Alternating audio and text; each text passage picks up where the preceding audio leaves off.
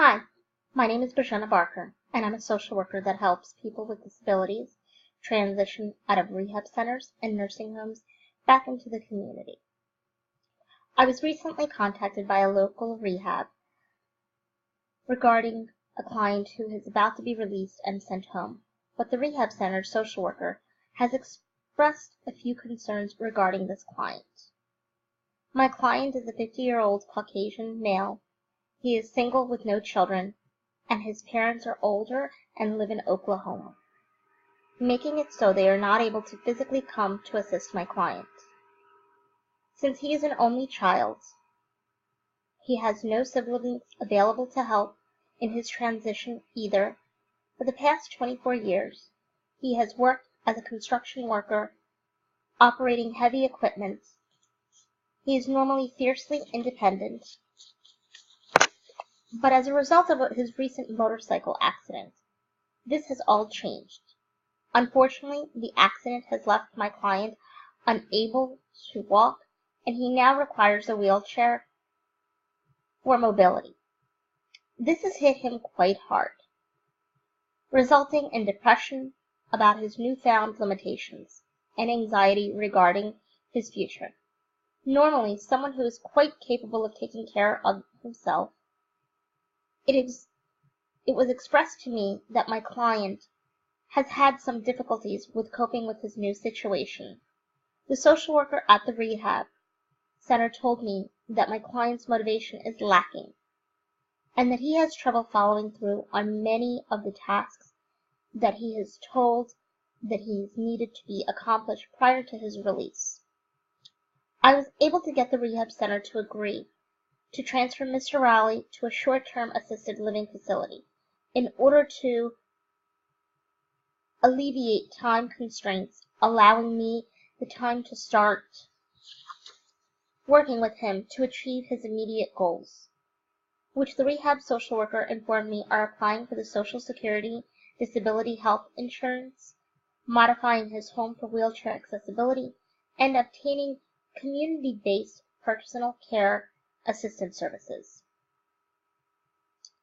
It is my intention to use a popular intervention technique based on cognitive behavior theory called the ABC model.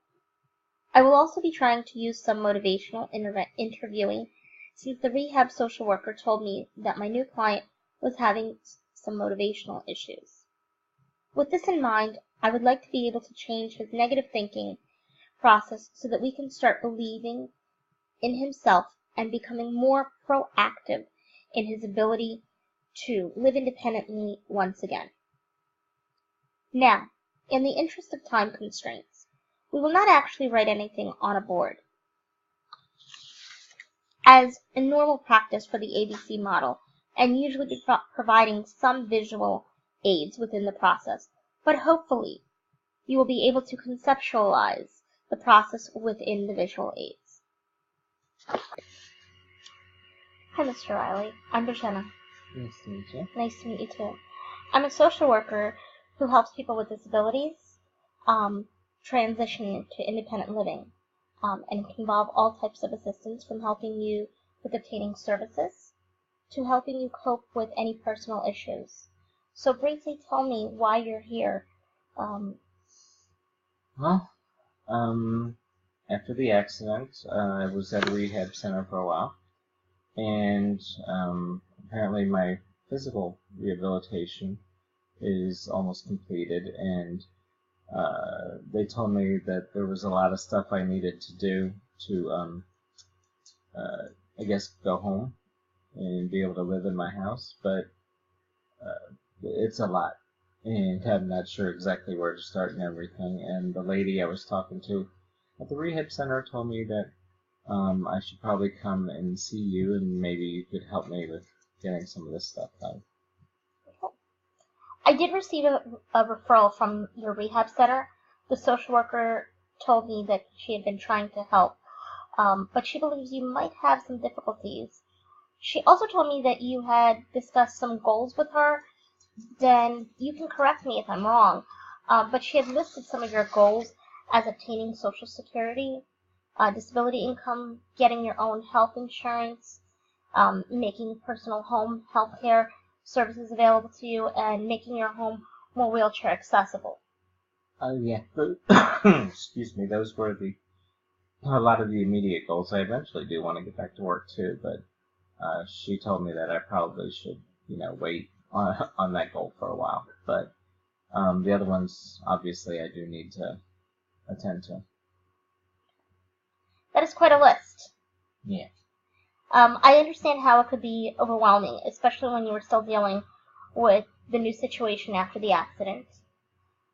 Hopefully, I can try to help you to work through some of those feelings, and at the same time, we can start to, on the items that you need to do and able to move forward and go home again. Can you tell me, what are your feelings since the accident? Anything you can tell me about your feelings and thoughts would be helpful. Well, obviously, I'm not sure what I can do anymore. I'm used to taking care of myself, being very independent, and now they're telling me I'm probably gonna have to have somebody come in and, do things like help me take a shower, and then I wonder if I can't even take a shower by myself, how am I going to, be able to get back to work, or earn money to be able to live on my own and everything. It's a lot to think of. Yeah, yes it is. Those feelings are certainly understandable, and I'm certain that most people who have gone through what you're going through have had similar thoughts and feelings. What I'd like to try today is to help you turn some of those feelings and those thoughts into positive outcomes. And I have what I believe is a pretty good way that we can do this. I'm going to start by handing you a list of common thoughts and feelings that many people who have had a similar situation may be feeling, especially when dealing with similar things that you've been going through. Take a moment and read through them, and one at a time out loud, and if you can do that for me, that would be very helpful. Okay, number one, I have no one to talk to, and so much going on that I just don't want to do anything. Number two, I want to get myself together, but there's so much to do, and I don't know where to start. It's so overwhelming. Number three, I can't believe this happened to me. My life as I know it is over, so what's the use? I might as well just end it now. I can't let anyone see me like this. I'm going to lock myself away and never come out again. Number five, I'm sure that this whole thing is my fault. If I was paying more attention, my life would still be on track. Or number six, I want to get my life back together, but it seems like there's so much to do, I'm not sure I can do it. Okay, so now that we've read through the list, can you take another look at the list and tell me which of these items, thoughts and feelings, you feel that closely relate to you? It's okay if there's more than one item that you are connecting to. Remember, there is no right or wrong answer. Well, probably number two, I want to get myself together, but there's so much to do, and I don't know where to start. It's so overwhelming. Okay. And I would say probably number six. I want to get my life back together, but it seems like there's so much to do. I'm not sure I can do it. They seem like they would be pretty much where I'm at. Good.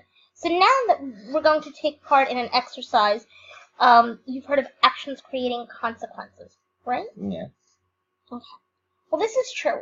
Even in the simplest thought processes we all have. What I'd like to do is help you identify where your thought processes might be leading to your motivational issues, and then help you work on new thought processes, which might be more productive, leading you to a better consequences. Okay? Do you have any questions thus far?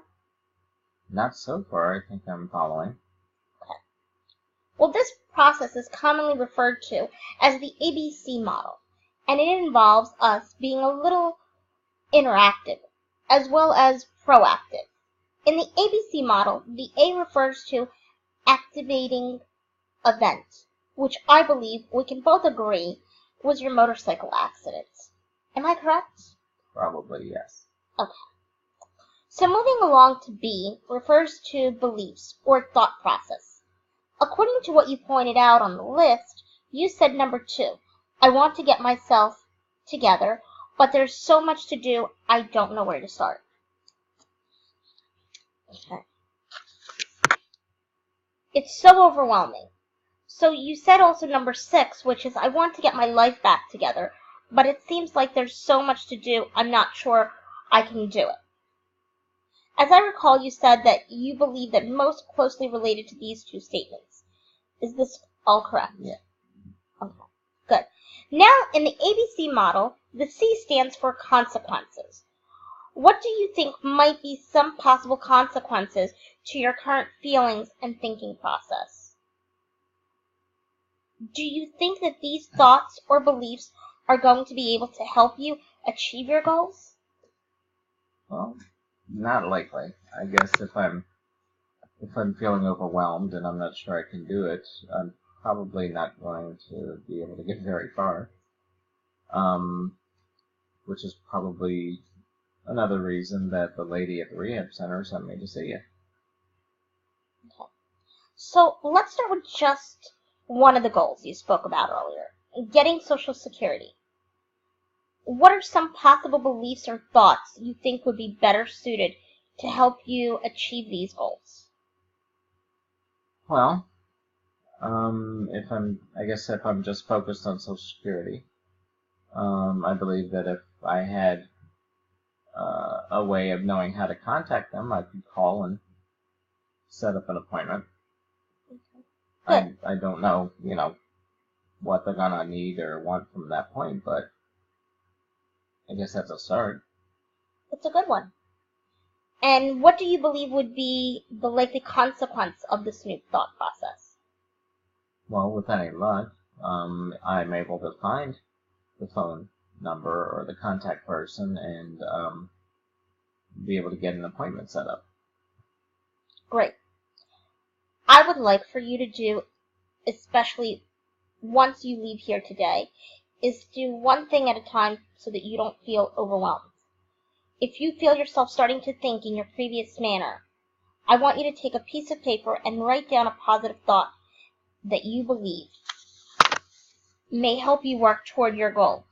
Now, it may take us a little time to get you used to thinking like this on a regular basis, but this is a good start, and writing down your positive thoughts will often help you to basically retrain your brain to start thinking in a different way. I will send you home today with a telephone number and a contact number for Social Security. I actually wrote that down for you ahead of time, just because I knew that we might need this exact thing. Just in the nick of time. Okay. Thank you. You're welcome. Before our next session, you've got a little bit of homework now you've got to do. I would like you to contact the Social Security office and speak to someone on how you can apply for Social Security and possible health insurance. Do you think you can do this for me? Yeah, probably. I don't see, now that I have the phone number, I don't see a problem. Okay, great. Now, when you're talking to them, the person from Social Security office, make sure you write a list of all the things that you will need to bring with you when you have that appointment, if you're able to set one up with them. If you want, you can bring that list back here next time me and you meet, and we can discuss it at your next session.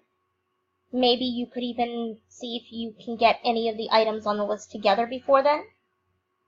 Then, when we meet next week, we can see how the phone call went and go from there. Sounds okay to you? Yeah, I can do that. Okay, Mr. Riley. Good luck. I look forward to seeing you next week. Thank you. Thank you. Bye. Bye-bye.